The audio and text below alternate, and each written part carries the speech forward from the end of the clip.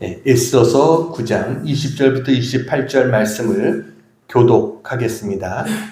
모르드게가 이 일을 기록하고 아하수에로 왕의 각 지방에 있는 모든 유다인에게 원군을 막론하고 그를 보내어 이르기를 당지를 세워 해마다 다가가는 14일과 15일을 지키라. 이달 이날에 유다인들이 대적에게서 벗어나서 평안함을 얻어 슬픔이 변하여 기쁨이 되고 애통이 변하여 길한 날이 되었으니 이 두 날을 지켜 잔치를 베풀고 즐기며 서로 예물을 주며 가난한 자를 구제하라 하매 유다인이 자기들이 이미 시작한 대로 또한 모르드게가 보낸 그대로 계속하여 행하였으니 곧 아각 사람 함무다다의 아들 모든 유대인의 대적 하만이 유다인을 진멸하기를 꾀하고 부르 곧 제비를 뽑아 그들을 죽이고 멸하려 하였으나 에스더가 왕의 나라로 말미암아 왕이 소설을 내려 하만이 유다인을 해하려던 하만을 그의 머리에 물려보내어 하만과 그의 여러 아들을 나무에 달게 하였으므로 무리가 부르의 이름을 따라 이 두 날을 부림이라 하고 유다인이 이 글의 모든 말과 이 일에 보고당한 것으로 말미암아 뜻을 정하고 자기들과 자손과 자기들과 다음판 자들이 해마다 그 기록하고 정해놓은데 이 문화를 이어서 지켜 지하지 아니하기로 작정하고 다 같이 각 지방 각 읍 각 집에서 대대로 이 두 날을 기념하여 지키되 이 부림일을 유다인 중에서 패하지 않게 하고 그들의 후손들이 계속해서 기념하게 하였더라. 아멘. 할렐루야.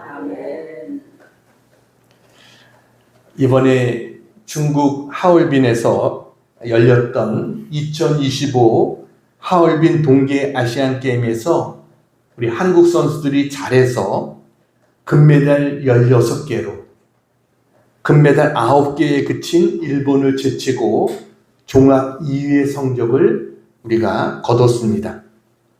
쇼트트랙도 잘하고 스케이팅도 잘했지만 특별히 피겨에서 우리나라 차준환 선수와 김채연 선수가 남녀 종목에서 모두 다 우승 후보인 일본 선수를 마지막에 역전으로 이기고 금메달을 따냈습니다.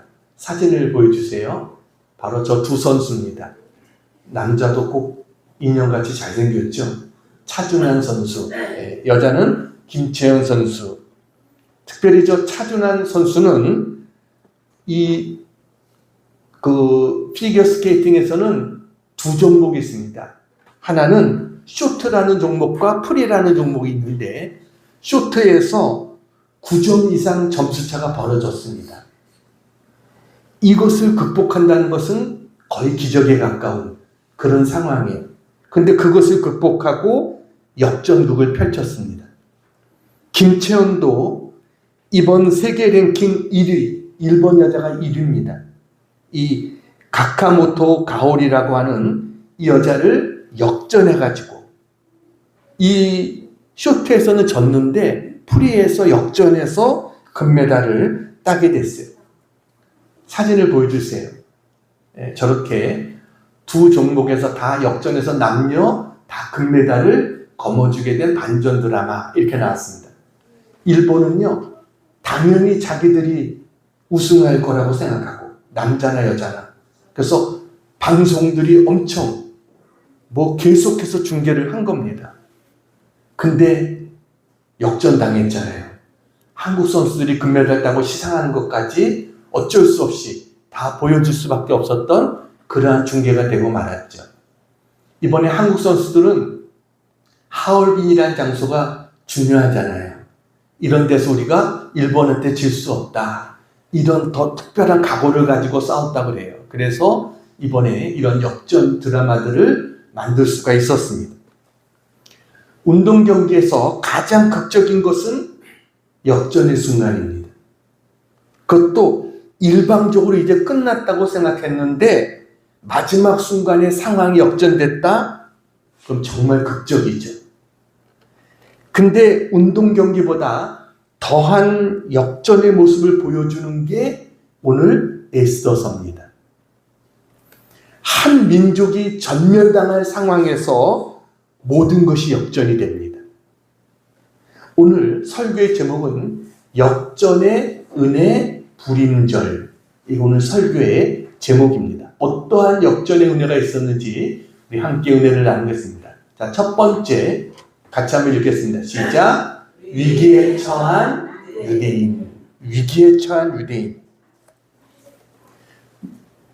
이스라엘 백성들이 또 북쪽은 그 전에 이미 벌써 멸망했지만 남아있던 남쪽 유다도 주전 586년에 바벨론에 의해서 완전히 멸망하고 남은 사람들은 포로로 끌려가게 됩니다. 그런데 그 이후에 이제 바벨론 제국도 망하고 페르시아 제국이 들어서게 됩니다. 그런데 하나님께서는 이때 고레스 왕을 통해서 포로들의 귀환을 허락해주고 예루살렘 성전도 다시 재건하도록 은혜를 내려주십니다.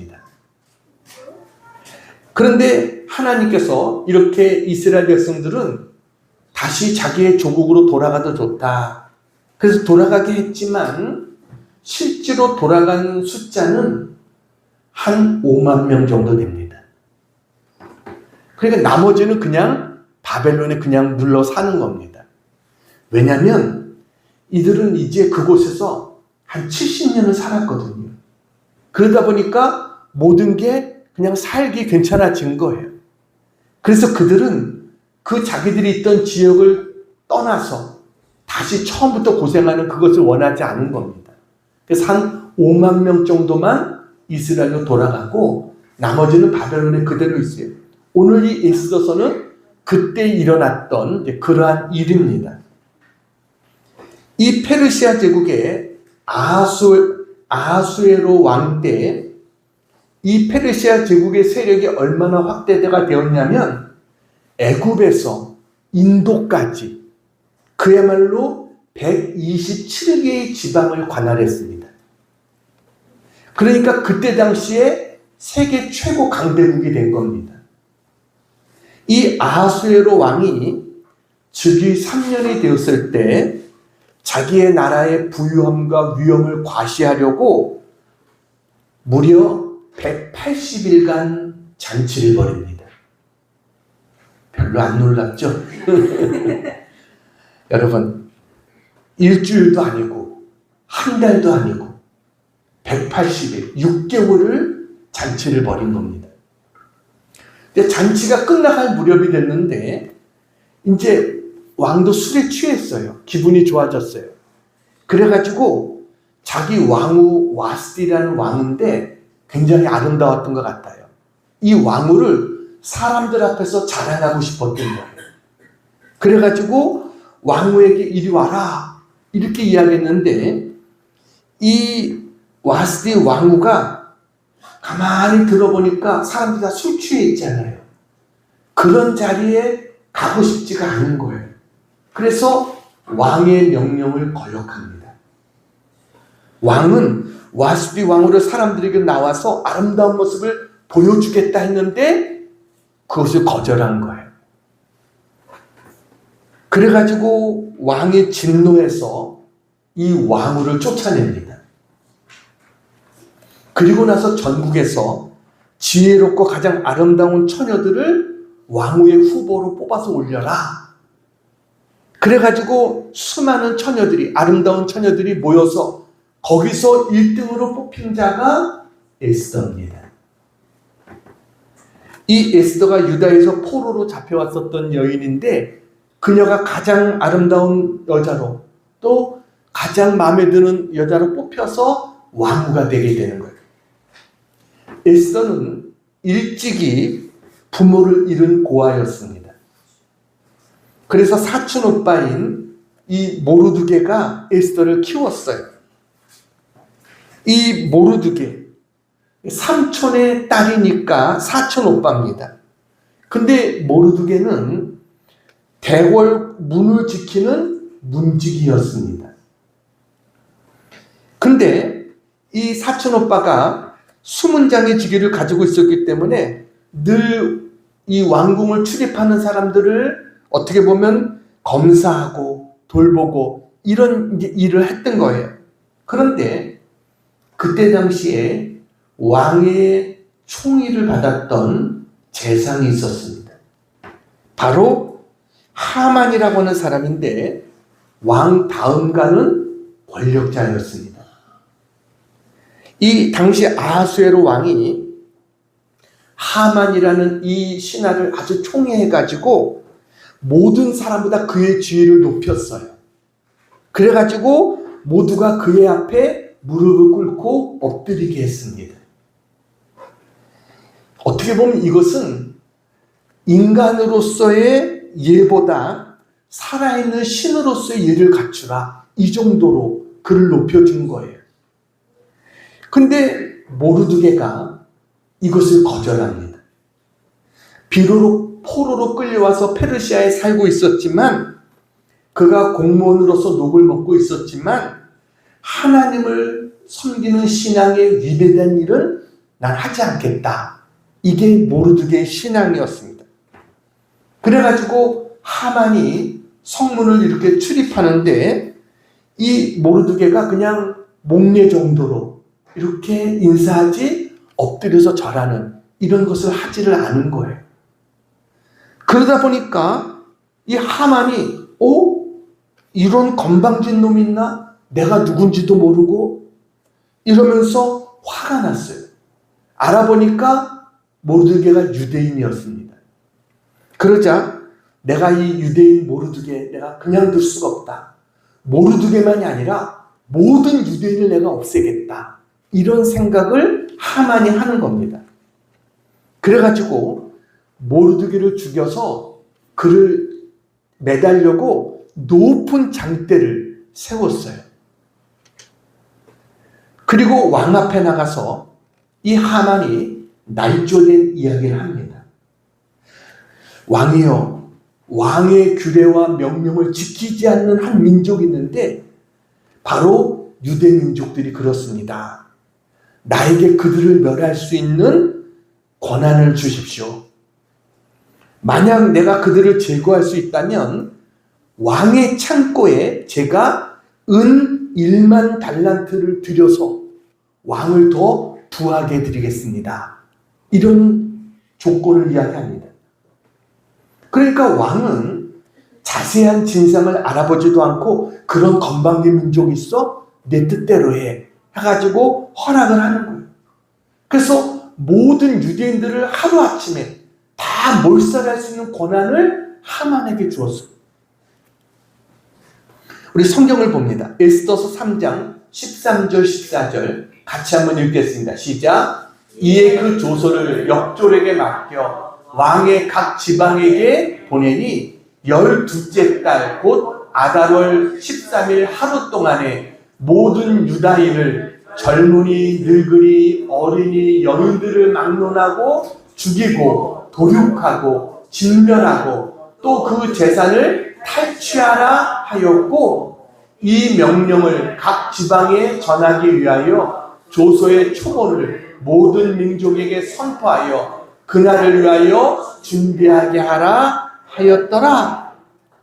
유대인을 죽이라고 하는 이러한 문서를 전국에 보냅니다. 왕으로부터 그러한 권한을 위임받아서 전국에 하만이 이 문서를 보낸 거예요. 이 하만을 소개할 때 성경은 그가 아각 사람이다라고 말합니다. 이 아각 사람이라는 말은 아말렉 족속이라는 겁니다. 아말렉 족속.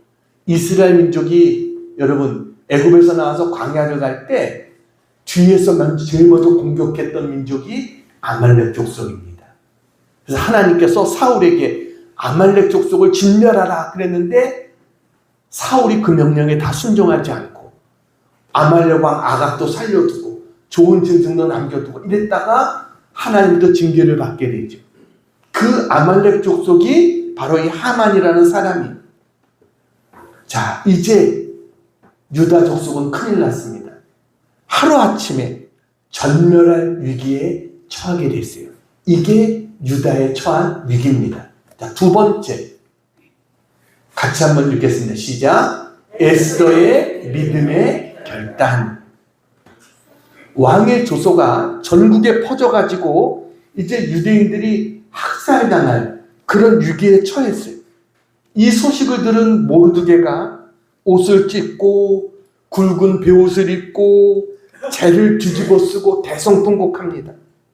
그리고 페르시아에 있는 모든 이스라엘 사람도 이제 자기들의 목숨이 11달밖에 안 남았습니다. 12월 달에 죽이라고 그랬으니까 11달 남은 것. 하만은 유대인들을 죽일 날짜를 제비 뽑아서 정했어요. 제비 뽑았는데 12월 13일 이때가 된 겁니다. 근데 다행히 11달 남았지만 이제 11달 후면 우리는 죽게 되잖아요. 그래가지고 사람들이 놀라서 울면서 부르짖고 금식하고 자리에 누워서 일어나질 못합니다. 에스더서 4장 3절입니다. 같이 한번 읽겠습니다. 시작. 왕의 명령과 조서가 각 지방에 이름에 유다인이 크게 애통하여 금식하며 울며 부르짖고 굵은 베옷을 입고 제 누운 자가 무수하더라. 이때 모르드게가 에스더에게, 왕후였던 에스더에게 전가를 보냅니다. 유대인들이 이런 위기에 처했다. 너도 똑같은 유대인이다. 너만 왕궁에 있다고 혼자 안전할 거라고 생각하지 말라. 이렇게 전가를 보냅니다. 그래서 내가 왕 앞에 나가서 이 민족을 구해라. 이런 이야기를 모르드게가 전합니다. 그런데 당시에 왕 앞에 나가는 것은 쉬운 일이 아닙니다. 왕이 부르지 않은 자가 왕 앞에 나갔어요. 그러면요, 왕이 자기가 가지고 있던 지팡이 있잖아요. 조그만. 그 금규를 내밀면 살고 내밀지 않으면 죽는 겁니다. 왕이 부르지도 않았는데 왕 앞에 나갔는데 왕이 자기의 금규를 내밀면 살고 내밀지 않으면 죽는 것. 그래서 이때 에스더가 어떻게 합니까? 온 이스라엘 국민에게 나를 위해서 금식해달라. 그래가지고 금식을 부탁하고 자기도 3일을 금식한 후에 내가 죽으면 죽으리라. 그러고 왕 앞에 나갔어요. 에스더 4장 15절 16절입니다. 같이 한번 읽겠습니다. 시작. 에스더가 모르드게에게 회답하여 이르되 16절 당신은 가서 수산에 있는 유다인을 다 모으고 나를 위하여 금식하되 밤낮 3일을 먹지도 말고 마시지도 마소서. 나도 나의 시녀와 더불어 이렇게 금식한 후에 규례를 어기고 왕에게 나아가리니 죽음은 죽으리이다 하니라. 에스더는요, 이 민족의 위기 앞에 자기가 해야 될 일을 알았어요. 그래서 3일 동안 금식하면서 하나님 앞에 기도합니다. 우리가 이렇게 하나님 앞에 기도하고 맡기면 그 다음에는 누가 일하실 때입니까? 하나님이 역사하시고 일하실 때죠. 이제 자기의 생명은 하나님께 달려있는 거예요. 하나님 앞에 다 맡기고 죽으면 죽으리이다 하고 나갔어요. 그래서 3일 후에 에스더는 왕이 부르지도 않았는데 왕후의 예복을 다 갖춰 입고 왕 있는 대로 나갔습니다. 그 모습을 왕이 봤어요. 그랬더니 어떤 일이 일어났느냐? 5장 2절입니다. 같이 읽습니다. 시작. 왕후 에스더가 뜰에 선 것을 본즉 매우 사랑스러움으로 손에 잡았던 금규를 그에게 내미니 에스더가 가까이 가서 금규 끝을 만진지라. 할렐루야. 살았어요? 죽었어요? 살게 됐습니다. 왕이 금규를 내밀면 산다 그랬어요. 근데 왕이 에스더를 봤는데 성경에 보니까 매우 어땠다고요? 사랑스러웠다 라고 말했어요. 3일 굶은 여자인데 여러분, 아무리 화장술이 좋다고 그렇게 그 왕의 마음을 움직여준 게 하나님이셨던 거예요. 그러더니 왕이 이제 에스더에게 이런 얘기를 합니다. 물론 하나님이 하신 거죠. 5장 3절입니다.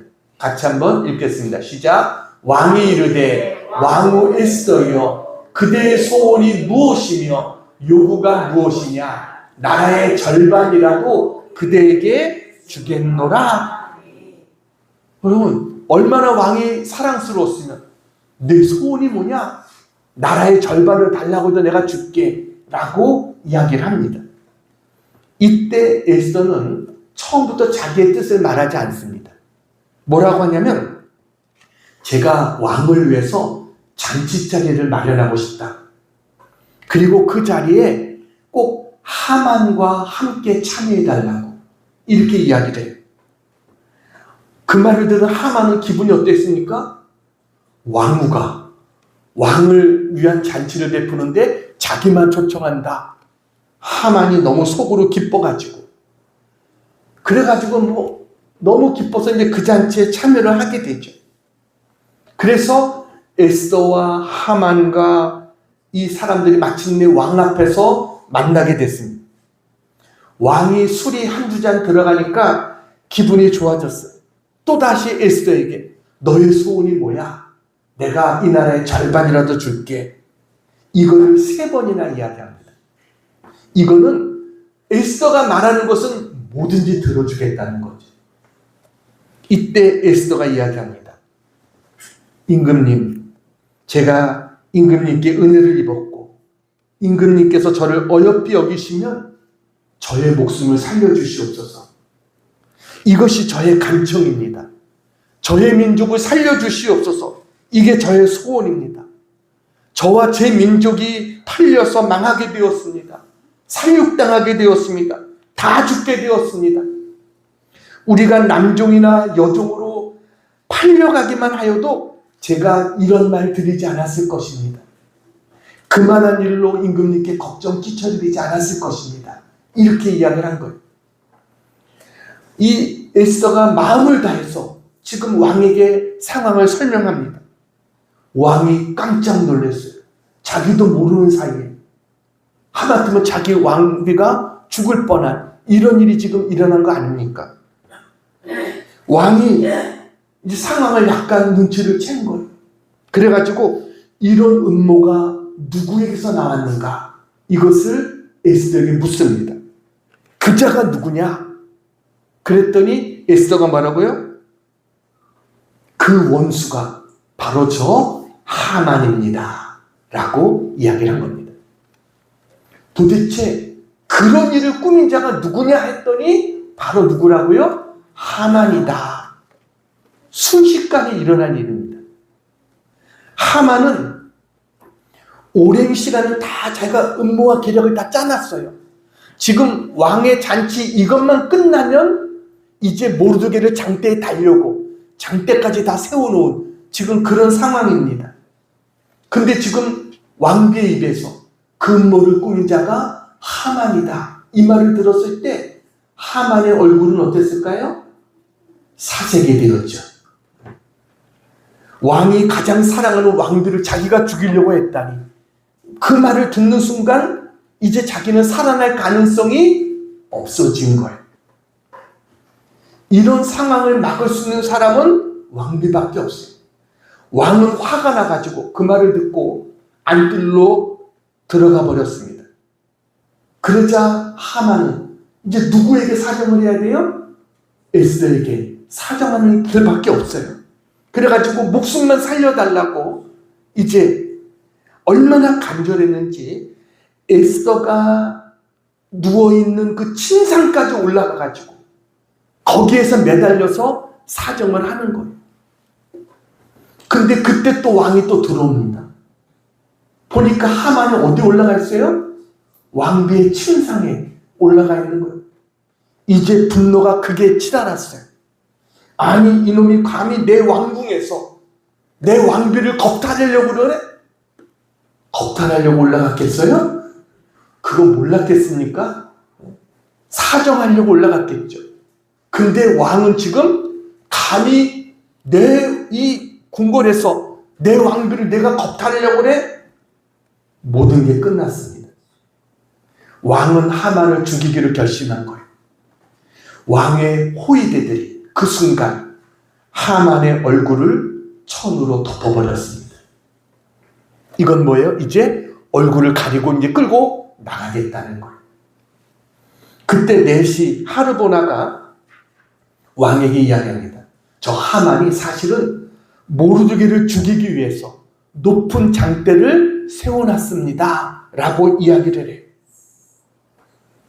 그런데 2일 전에 또 어떤 일이 있었냐면, 이 에스더가 왕 앞에 나가기 전에 왕이 하루는 잠이 안 오는 거예요.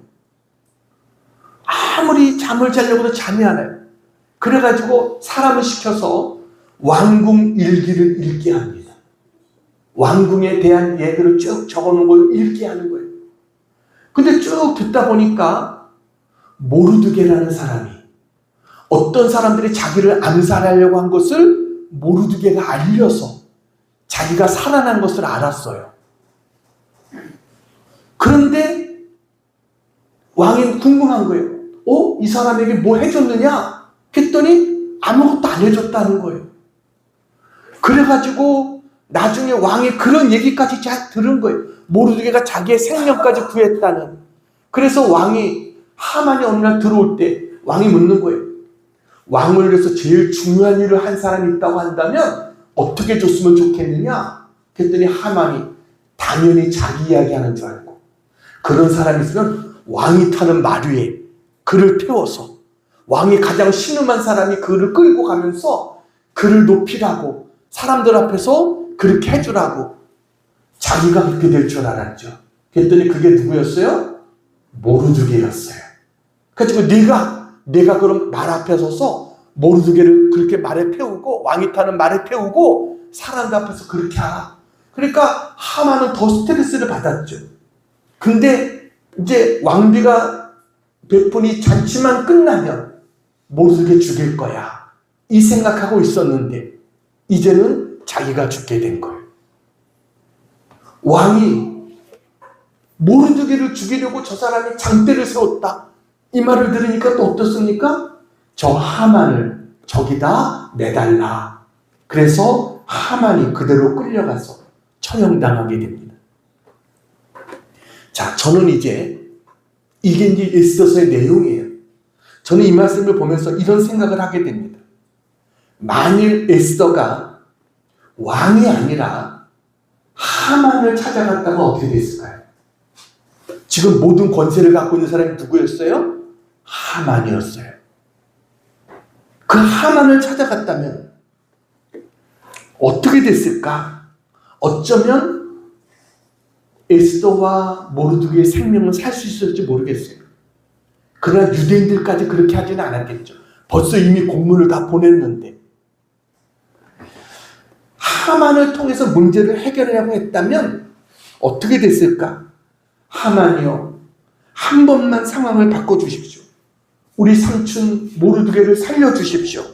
이렇게 요청했다면 아마 생명은 살려줬을지 모르지만 얼마나 하만이 거들음을 피면서, 여러분, 그 다음부터는 에스더와 모르드게를 이용하려고 했겠죠. 생명은 구했을지 모르지만 하만의 노예가 됐을 거예요. 근데 에스더는 누굴 찾아갔어요? 왕을 찾아갔습니다. 목숨을 잃을지 모르지만 죽으면 죽으리다 하고 왕을 찾아갔어요. 그는 하만과 타협하지 않았어요. 자기를 사랑하는 왕, 모든 것을 돌려놓을 수 있는 왕, 우리의 생명과 죽음을 관장하는 분이 바로 왕이다, 이것을 알았던 거예요. 그래서 그녀는 모든 두려움을 기도로 극복하고 왕 앞에 나갔습니다. 하나님께서 모든 일을 주관하신다, 이것을 믿고 믿음으로 나간 거예요.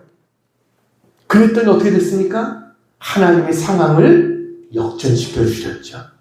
하나님은요, 역전의 하나님이신 것을 믿으시기 바랍니다.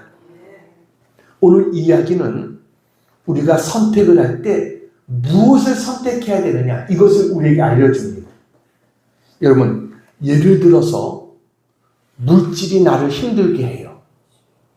그러면 우리는 물질이 힘들 때 어디를 찾아갑니까? 물질을 쫓아갑니다. 여러분, 하만이 죽이려고 했을 때 하만을 찾아가는 것과 마찬가지인 거예요. 그러나 물질을 쫓아가다 보면 어떻게 됩니까? 물질의 노예가 되는 삶이 되고 마는 겁니다. 물질이 이끄는 대로 끌려가는 그런 삶이 되고 마는 거예요. 물질은 우리의 마음을 다 빼앗고 우리를 노예로 만드는 이게 물질이에요. 에스더는 누굴 찾아갔어요? 왕을 찾아갔어요. 우리는 왕 대신 하나님을 찾아야 될 줄로 믿습니다. 왜냐하면 모든 것을 주관하시는 분이 하나님이신 거예요. 역사를 주관하고 계시고 우리의 상황을 역전시킬 수 있는 분은 오직 하나님이시지 물질이 아니라는 거예요. 사람이 아니라는 거예요. 물질을 쫓아가고 사람을 쫓아가면 실망하게 돼 있어요. 처음에는 도움을 주는 것 같지만 우리를 노예로 만들어버립니다. 우리는요, 하나님의 능력을 믿는 것이 바로 우리들인 줄로 믿습니다. 그래서 상황이 역전된 겁니다. 우리가 문제가 닥칠 때 우리가 해야 될 일이 뭐예요? 나를 죽일 것 같은 그런 문제가 닥쳤을 때 우리가 해야 될 일이 뭐냐? 금식하고 기도하는 것입니다.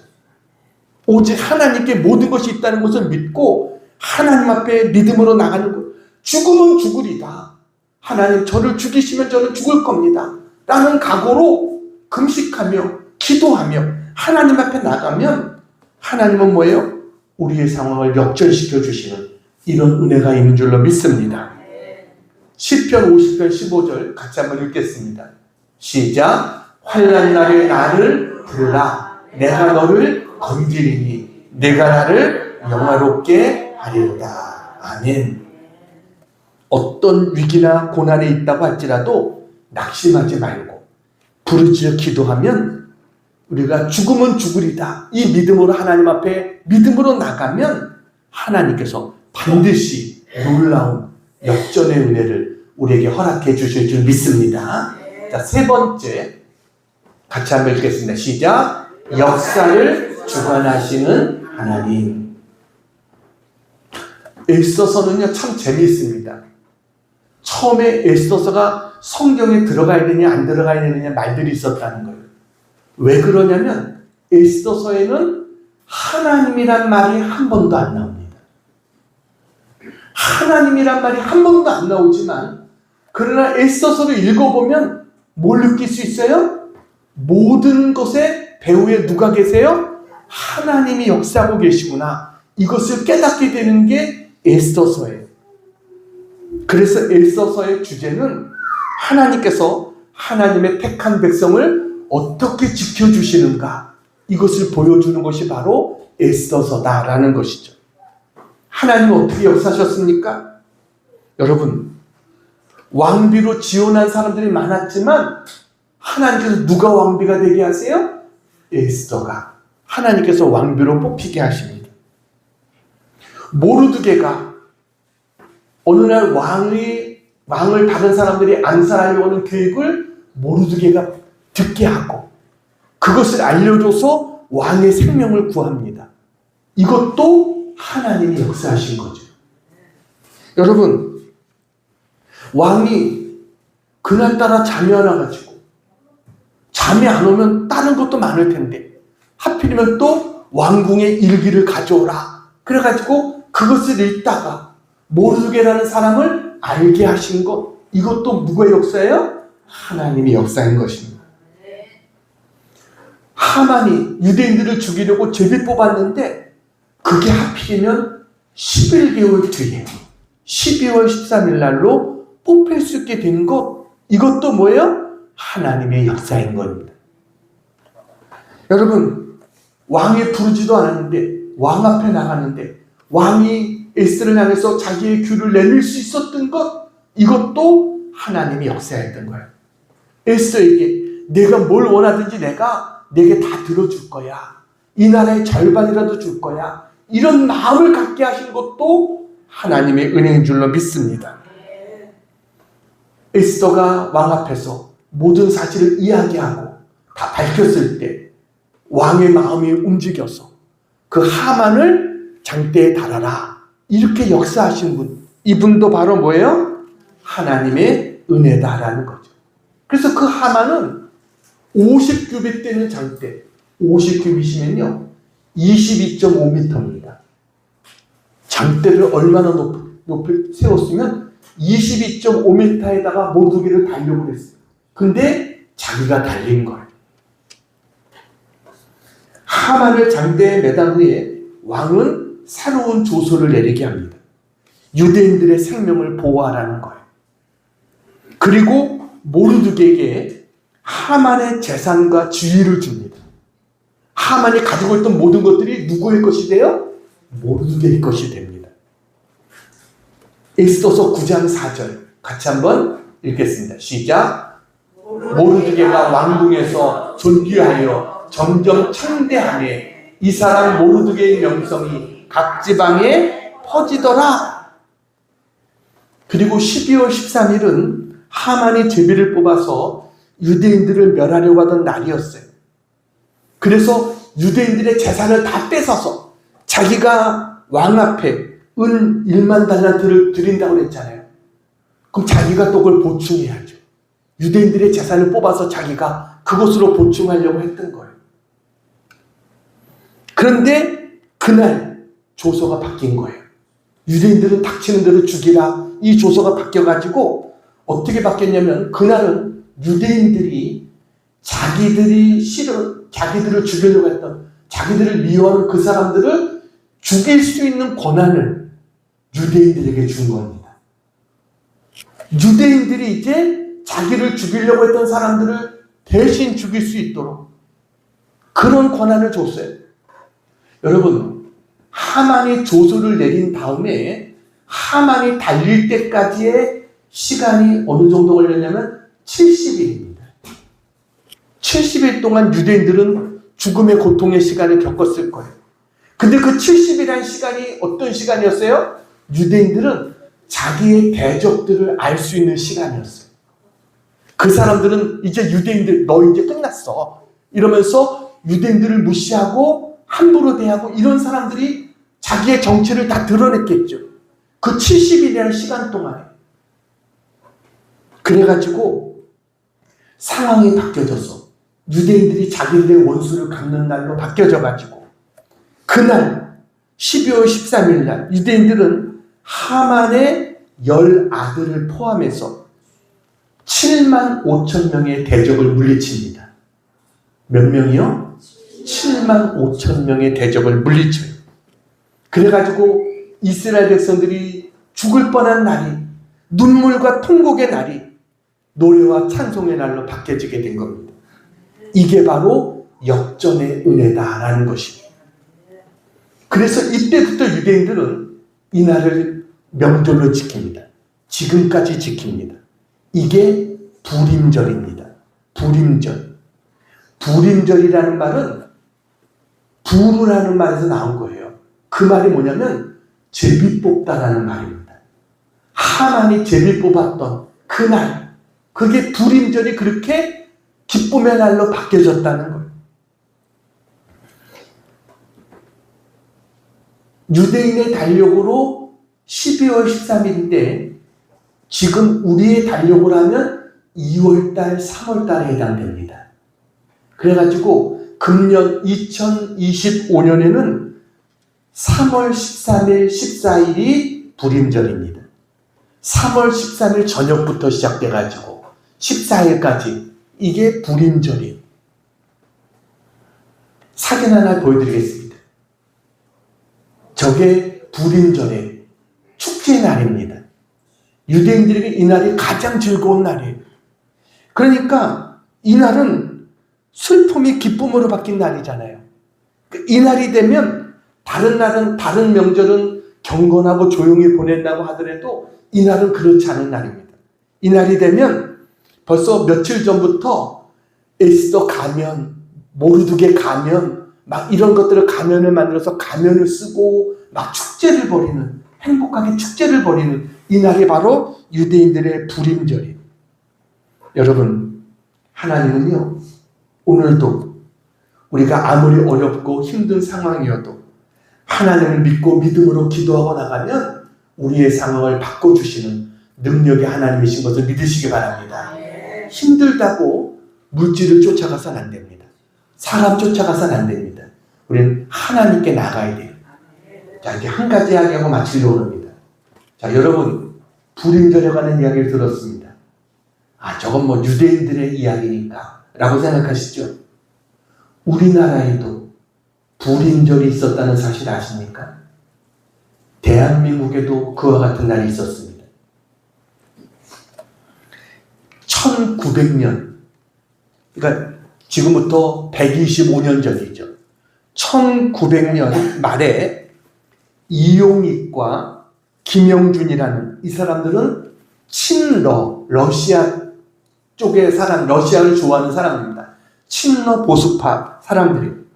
근데 친미 개헌파 사람들이 있습니다. 박정양, 이상재, 윤치호 이런 사람들은 친미 개헌파예요. 그러니까 친러 쪽에 있는 사람들이 친미 쪽에 있는 이 사람들을 다 제거하기 위해서 기독교인 박멸 음모를 꾸밉니다. 이들이 친러 쪽에 있는 이들이 누구냐면 황실 재정을 주도하던 자들이었습니다. 그런데 친미 정동파 독립협회의 비판에 깊은 반감을 느끼고 있었어요.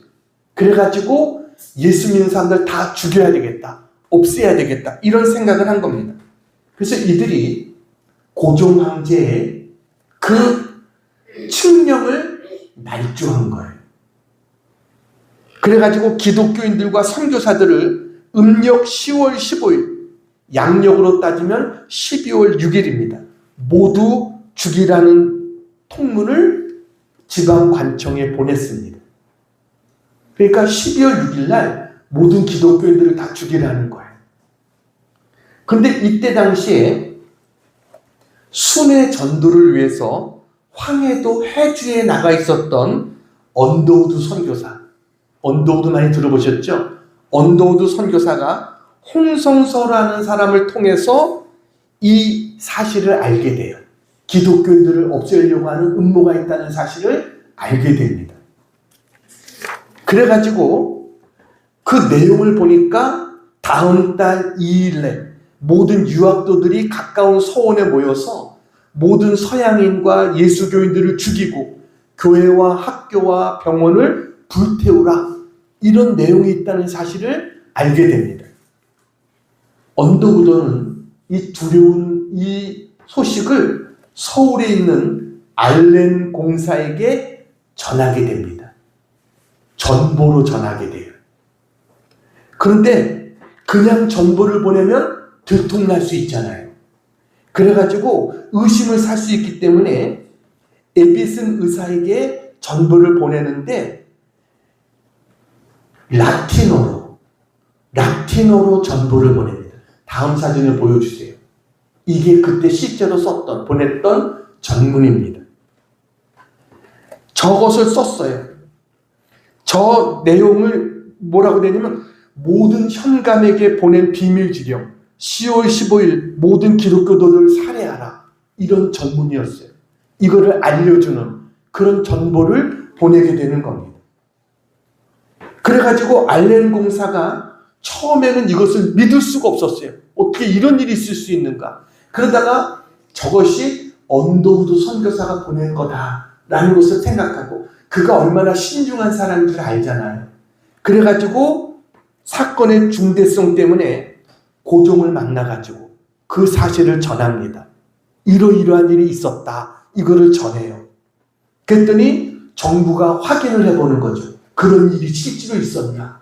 확인해 보니까 실제로 그러한 전문이 보내졌다는 사실을 알게 되고, 그래서 고종이 이것은 잘못된, 조작된 거다, 잘못된 거다, 기독교인들을 보호하라, 이런 명령을 다시 보내게 됩니다.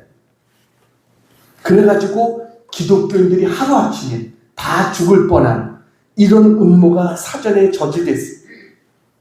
이런 것들이 언더우드 그 선교사의 부인이었던 그 부인이 쓴 책이 있습니다.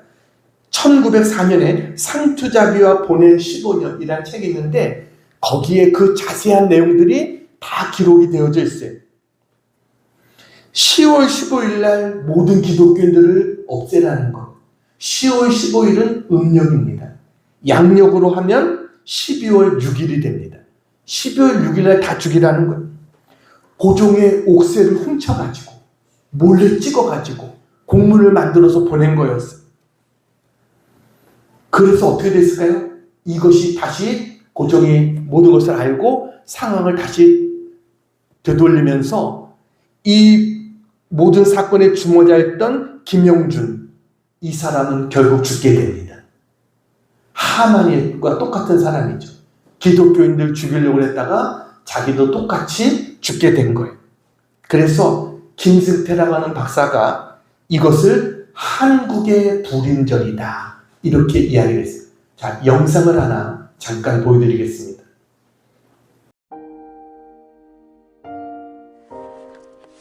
이 한 통의 언더우드 친필 전보는 초대 한국교회의 불임절을 만들었습니다. 불임절은 에스더가 금식하며 하만의 음모로부터 이스라엘 민족을 구했던 일을 기념하는 절기인데요. 1900년 11월 모든 선교사와 기독교인을 말살하라는 지령을 알게 된 언더우드 선교사는 전보가 중간에 없어질 것을 염려해 라틴어로 된 밀서를 한양의 에비슨 선교사에게 보냈고 미국 공사 알렌 그리고 고종에게 전해졌습니다. 라틴어 전보 한 통, 당시 수많은 기독교인들의 생명을 구했고 신앙의 계승이 이루어져 오늘 우리가 이렇게 함께 모여 예배를 드립니다. 할렐루야. 우리 대한민국도 저런 일들이 있었습니다. 우리 신앙이 우리에게 그냥 온 것이 아닙니다. 하나님의 은혜로, 하나님께서 역전시켜 주시는 은혜로 우리가 이렇게 하나님 앞에 예배 드릴 수 있게 된 줄로 믿습니다. 여러분, 이런 역전의 은혜가 있을 수 있었던 이유가 뭡니까? 금식하며 기도했기 때문입니다. 저렇게 지금 언더우드가 그것을 알게 되고 이걸 전보를 보내고 상황이 역전될 수 있었어요. 근데 그 배후에 또 어떤 일이 있었느냐? 여러분, 미국에 있는 크리스찬들이 우리 대한민국을 위해서 한 달 동안 특별 금식 기도 주간을 선포하고 특별 기도를 했다는 거예요. 다음 사진을 보여주세요. 예, 저게 바로 그때의 상황을 설명해주는 그러한 내용입니다. 그래가지고 미국 교회와 한국에 있는 선교사들, 미국 교회가 한국에 있는 선교사들을 위해서, 한국에 있는 교회들을 위해서 11월 한 달간 특별 기도를 했다. 그랬더니 하나님이 도와주시는 이런 은혜가, 역전의 은혜가 우리에게 있게 됐다라고 하는 것입니다. 여러분, 역사를 주관하시는 분은 오직 하나님이신 줄로 믿습니다. 하나님 오늘도 우리에게 역전의 은혜를 베풀어 주는 하나님이시다. 어떤 상황 가운데 있어도 하나님을 믿고 기도하고 죽으면 죽으리다 이런 담대함으로 나가면 하나님께서 반드시 우리에게도 역전의 은혜를 주실 줄 믿습니다. 기도하겠습니다. 사랑하는 하나님 아버지, 우리가 때때로 하나님보다 당장 우리를 흔들리게 하는 그것을 선택하고 싶을 때가 많습니다. 왕이 아닌 하만을 찾아가고 싶은 마음이 들 때가 있습니다. 하나님 용서해 주시옵소서. 물질을 쫓아가는 자가 아니라 사람에게 달려가는 자가 아니라 하나님을 의지하는 자가 되게 해 주시옵소서. 우리 모든 문제의 해결이 하나님 안에 있는 것을 믿습니다. 역전의 은혜를 베풀어 주시는 하나님의 놀라운 은혜를 믿습니다. 제비를 뽑는 것은 사람이지만 이를 작정하는 것은 하나님께 있음을 믿습니다. 모든 것이 합력하여 선을 이루시는 하나님만을 의지하고 나가는 우리 모두가 되게 해 주시옵소서. 그래서 우리의 삶의 주인이 하나님이시고 역사의 주인이 하나님이심을 분명하게 기억하게 하시고 우리를 사랑하며 우리를 인도해 주시는 좋으신 하나님을 믿고 선택하는 우리 모두가 되게 해 주시옵소서. 우리의 모든 인생을 주님께 드리고 맡깁니다. 역전의 은혜를 베풀어 주시옵소서. 예수님의 이름으로 기도하옵나이다. 아멘.